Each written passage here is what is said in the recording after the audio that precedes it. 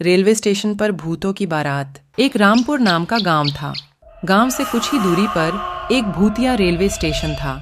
गांव के लोगों का उस रेलवे स्टेशन से आना जाना तो क्या, उसके आसपास भी भटकते नहीं थे, क्योंकि उनका मानना था कि उस रेलवे स्टेशन पर भूत रहते हैं। हर अमावस्या की रात उस भूतिया रेलवे स्टेशन से भूतों की बारात निकलती है, वह भी पूरे गाजे बाजे के साथ। बारात में एक भूतिया दूल्हा अपनी पूरी पलटन के साथ गांव में आता है और एक जवान लड़की को अपने साथ ले जाता है।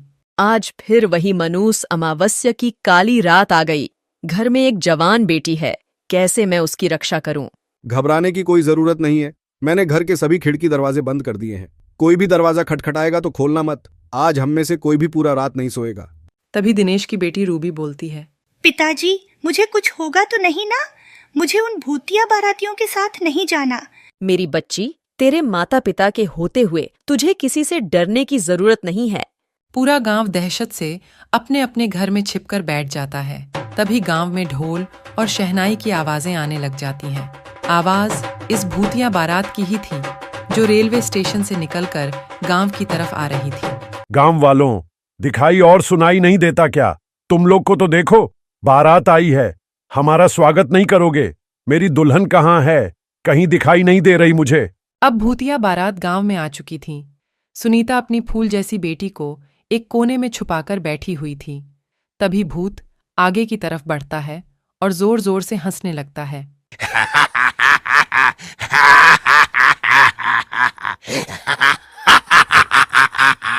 आज तो मेरी शादी है, बिना दुल्हन लिए मैं यहां से जाने वाला नहीं हूं।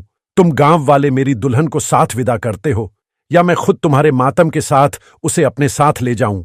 गांव में पूरा सन्नाटा था, मानो गांव में कोई इंसान ही नहीं रहता हो। तभी वह भूतिया दूल्हा दिनेश के घर में दरवाजा तोड़कर घुस जाता है। तुम्हारा दामाद आया है, स्वागत नहीं करोगे अपने दामाद का? मेरी बेटी को छोड़ दो, वो अभी बच्ची है, उसकी अभी शादी की उम्र रही है। बेशक तुम मेरी जान ले लो।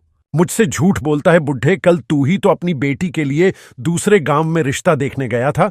मुझे सब पता है, सब पता है मुझे। मेरी बेटी को हाथ लगाने की कोशिश भी मत करना। मैं उसकी माँ हूं। मैं अपने जीते जी अपनी बेटी की शादी एक भूत से नहीं होने दूंगी।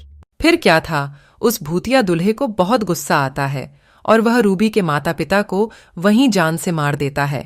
रूबी अपने कमरे में जैसे तैसे छुपकर बैठी थी। छोड़ो मुझे अपने माता पिता के पास जाने दे। पर वो भूत उसकी एक नहीं सुनता। वो रूबी को अपने साथ उसी भूतिया रेल स्टेशन में ले जाते हैं। अगली सुबह होते ही प्रियंका और उसके परिवार के सांस में सांस आती है। कल तो हमारी बच्ची बाल बाल बच गई, पर जो रूबी के परिवार के साथ हुआ वह बहुत बुरा हुआ। ऐसा नहीं होना चाहिए था। पर हम कब तक अपनी बेटी की रक्षा करते रहेंगे? एक ना एक दिन तो वो भूत हमारी बेटी को भी उठाकर ले जाएगा। उस रात के बाद पूरे गांव में डर का खौफ छाया हुआ था। हर जगह मातम बिखरा हुआ था। गांव वाले मिलकर रूबी के माता पिता का अंतिम संस्कार कर देते हैं, लेकिन पूरे गांव वालों की जुबान पर बस भूतिया बारात की ही बातें थीं। अरे गांव वालों, ये सब कब तक चलेगा? वे भूत बेधड़क आते हैं और हमारी आंखों के सामने हमारी बेटियों को उठाकर चले जाते हैं, और हम बेबस, लाचार बस देखते रह जाते हैं। दिनेश की बेटी रूबी हमारी भी तो बेटी थी ना? बिल्कुल सही कह रहे हो। इस गांव की हर एक बेटी तो हमारी बेटी जैसी ही है। उन सब की रक्षा करना हम सबका फर्ज है। हम सब गांव वाले मिलकर उस भूत का सामना करेंगे। तुम चिंता मत करना। वह तो सब सही है भाई, लेकिन हम कब तक अपनी बेटियों को कंवारा रखेंगे? जिसकी भी बेटी जवान और शादी के लायक होती है, पता नहीं कैसे उस भूत को पता चल जाता है और वह उसे उठा के अपने साथ ले जाता है। मेरी बेटी भी है और उसकी भी अब शादी होने वाली है। मैं कैसे अपने कलेजे के टुकड़े को उस भूत के हवाले कर दूं? अगले दिन पूरा गांव मुकेश की बेटी प्रियंका के शादी में लगा था। एक तरफ सजावट तो दूसरी तरफ मिठाइयां बन रही थीं। अब फेरों का समय था। दूल्हा दुल्हन मंडप में बैठे हुए थे कि तभी अचानक रेलवे स्टेशन से भूतिया बारात गांव की तरफ आ जाती है। सभी गांव वाले भूतों को देखकर अपने अपने घरों में छिप जाते हैं। अरे गांव वालों, तुम सबने तो मेरा साथ देने का वादा किया था ना? और कहा था कि हम इन भूतों का मुकाबला करेंगे। अब क्या हुआ तुम्हारे वादे का? तभी मुकेश की बेटी प्रियंका और पत्नी शोभा भी वहां आ जाती हैं। तुम्हारा यह साहस कि मेरे बिना तुम अपनी बेटी की शादी करने चले थे। जैसे ही भूत प्रियंका के माता पिता को मारने वाला होता है कि तभी प्रियंका उसी भूतिया दूल्हे के सामने आ जाती है और कहती है, आप मेरे माँ बापूजी को मत मारिए। अच्छा छोड़ दूं, इसे मैं बस एक ही शर्त पर छोड़ूंगा, अगर तुम मेरे से शादी करोगी। नहीं नहीं मेरी बच्ची, शादी के लिए तू हाँ मत करियो। तेरी शादी से अच्छा है कि यह भूत हमारी जान ले ले। माँ पिताजी, अगर इस भूत से शादी करने से आप दोनों की जान बचती है तो मैं यह शादी जरूर करूंगी। यह कहते ही भूतिया दुल्हा अपने बैंड बाजी के साथ प्रियंका को अपने साथ भूतिया रेलवे स्टेशन की ओर ले जाने लगता है। रुक जा मेरी बेटी, तू ऐसा मत कर। किसी गांव वाले की हिम्मत नहीं होती कि उस भूतिया बारात का सामना कर सके, क्योंकि उस बारात में एक से बढ़कर एक खूंखार भूत और चुड़ैल मौजूद थे। वहीं प्रकाश नाम का व्यक्ति अभी हाल ही में गांव में आया था और यह सब देखकर वह कहता है, ये ठीक नहीं किया हम सब ने। मेरी भी एक बहन है और उसकी भी उम्र शादी के लायक हो गई है। क्या उस प्रियंका की जगह मेरी बहन होती तब भी ऐसा ही करते हम लोग। गांव की बेटियों को हम यूं ही उन भूतिया बारातियों के हवाले करते आ रहे हैं, कल को मेरी सरिता का नंबर ना हो। भैया भाभी, मुझे बहुत डर लग रहा है। आए दिन इन भूतों का खौफ बढ़ता ही जा रहा है। दुल्हन का वह सुहाग का जोड़ा उनके मौत के जोड़े में तब्दील होता जा रहा है। बहन तू चिंता मत कर, मैं इसका समाधान जरूर निकालूंगा और तेरे साथ साथ इन गांव वालों को भी इन भूतिया बारातियों से मुक्त कराऊंगा। इसके बाद प्रकाश जंगल में एक तपस्वी तांत्रिक के पास जाते हैं और उनके पास पहुंचकर अपने गांव का हाल बताता है।